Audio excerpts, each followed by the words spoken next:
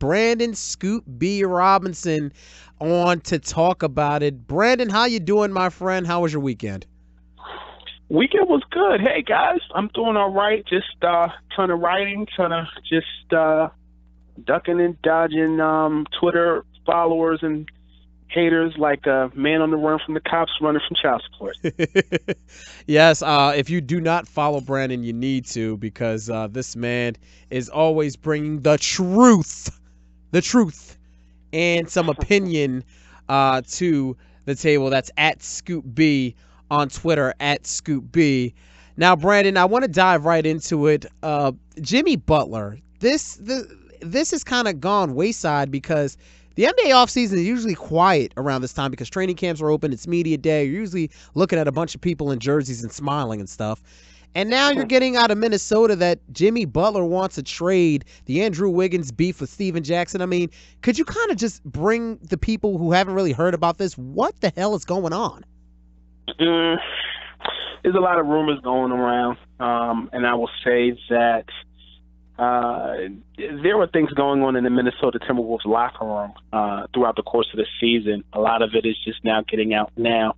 And I'll just say that a lot of things that I've heard then and the things that I hear now make sense, if you will. But essentially, there's a difference in philosophy. But more than anything, when you look at the Minnesota Timberwolves team, Jimmy Butler's almost 30, and he's around guys that are, Karl Towns is 22 years old, and Wiggins is not that far removed in age from Towns, and that's a young team, and Jimmy Butler's a little older and has had playoff experience, and so he wants to be in a situation where he can compete with, if he's in the Western Conference, a Golden State Warriors team, a Houston Rockets team, or if he's in the Eastern Conference, you want to compete with Philadelphia, Boston, what have you. So essentially, just those things kind of just escalated, and I'll tell you that, as you guys know, I had Jamal Crawford on the Scoopy Radio podcast earlier this summer, and he opted out. It's interesting that that man is as wise as he is, because look at the situation that is the Minnesota Timberwolves right now. Yeah, Brandon. And when I look at this situation closely, listen, Jimmy Butler is a very, very good player. Some would say a great player. But when I look at it deeper, Jimmy has always wanted to be the alpha. He always wanted to be the guy.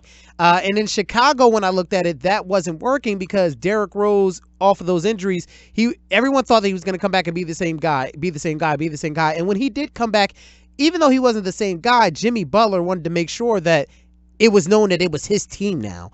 And that's kind of how it washed out in Chicago. Now you look at Minnesota and the conflict with Karl Towns. Is it that Jimmy Butler wants to just go to a team to be the guy? Because if he goes to Philadelphia or he goes to a Boston or somebody like that, he's still not the guy. No, I think you're right. I think Philadelphia is a collection of guys. I think in that situation with the young Joel Embiid and Ben Simmons, he can be one of the guys, one of the main guys. But that is Joel and Ben Simmons' team, and you can't just, I can't just go in your house and go in your fridge and, eat all your bread and your jelly, and I got to put in on that, and I think at the same time, those guys in Minnesota, they've put in on it as far as growing together. And, Jimmy played, 59 games with Minnesota, and you ain't put in on this man, as Smokey from Friday would say. And there seems to be a discrepancy on whose team it is. But, I was with Karl Towns over the weekend, and he was at a charity event with his dad. His dad had a 5K run, and his goals and his expectations are to go to the playoffs and to, and to execute and to grow with those guys. But that Minnesota Timberwolves team is a few years off from anything. But, as I reported yesterday, a Jimmy Butler package, simply the Timberwolves, all they would have to do is send Jimmy Butler to the Houston Rockets, I'm told, in exchange for an Eric Gordon and a P.J. Tucker. Brandon, I want to know, so many times with athletes, we forget to ask what they really want. All the conversation about LeBron James, but nobody ever asked what LeBron really wanted or what Paul George really wanted. So what does Jimmy Butler really want? What is really important to Jimmy Butler moving forward? Jimmy really wanted to go to L.A. I spoke to a source yesterday, Jimmy, who actually spoke with Jimmy. Jimmy wanted to go to L.A. with the Lakers. Of course, LeBron headed over there, and the Clippers is a thought, but a lot has been made of Kyrie and Jimmy Butler wanting to team. And I can tell you and confirmed it over the weekend that they haven't had much talk about that. The most talk that they had, as Jackie McMullen reported, was during the Team USA formalities over the summer. But a lot of times people just think that players just sit around and talk and say, hey, I want to do this, I want to do that.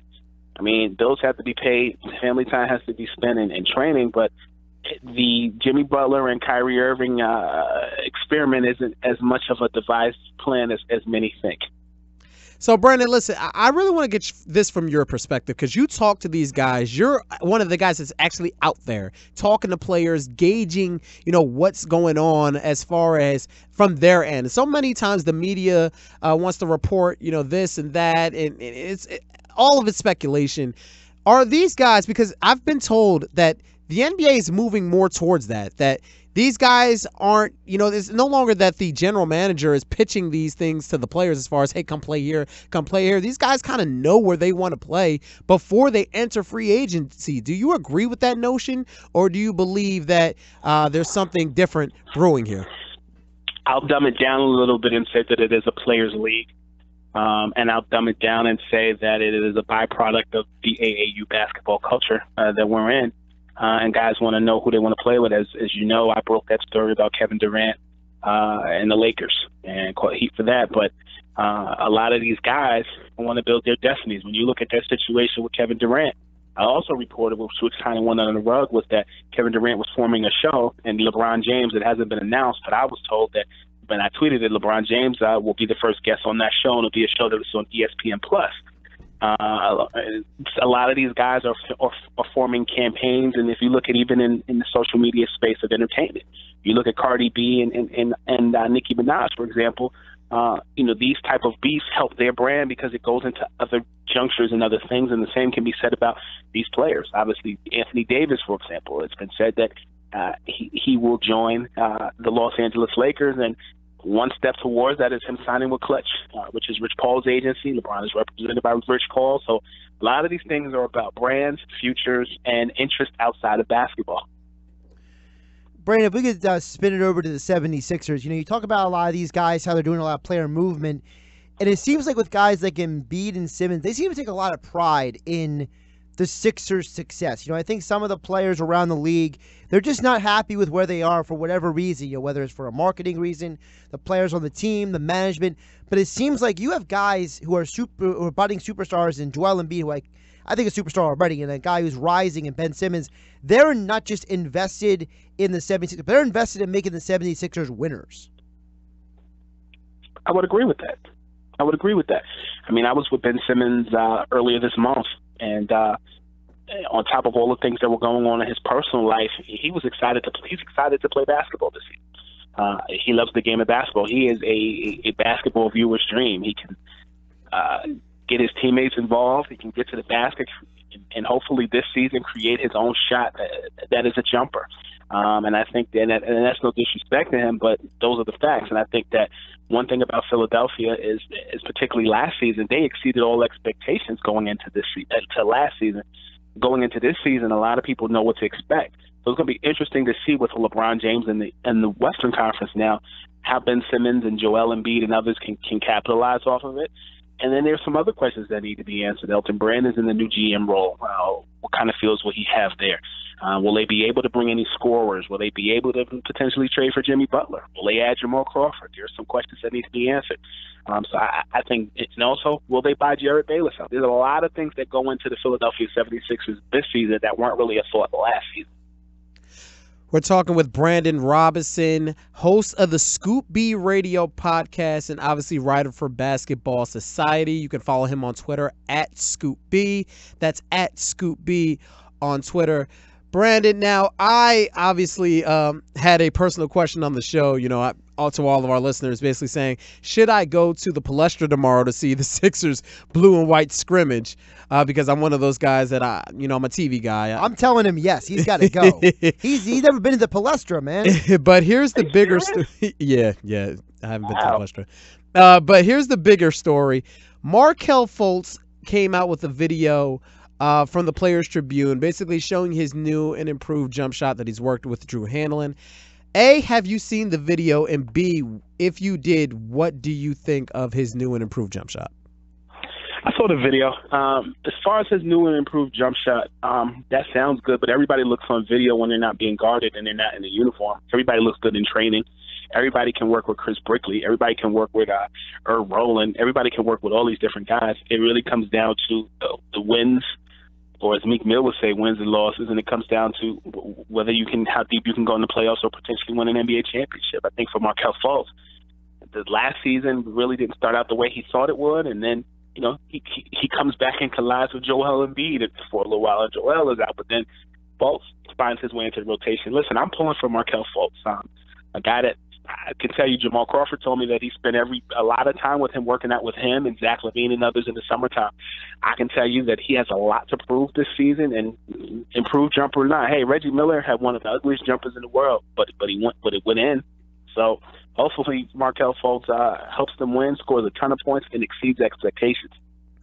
All right, one more for you, Scoop, because I hear you there, and I agree with you as far as it needs to be done in game competition against actual NBA players. But when I looked at it, I was more impressed with, A, the kid was comfortable sharing a video of him shooting a jump shot, which we haven't seen since before he was drafted.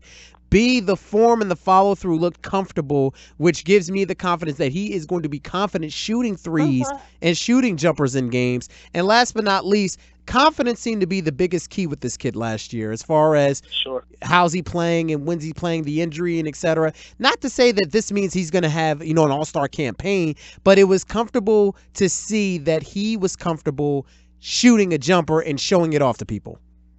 Sure. I think confidence is key. I mean, you guys, even as professionals yourself, when you're in a groove, if you walk out the house and walk to your car and your next door neighbor who's fine, she winks at you and says hello, that starts your day. You're drinking your smoothie.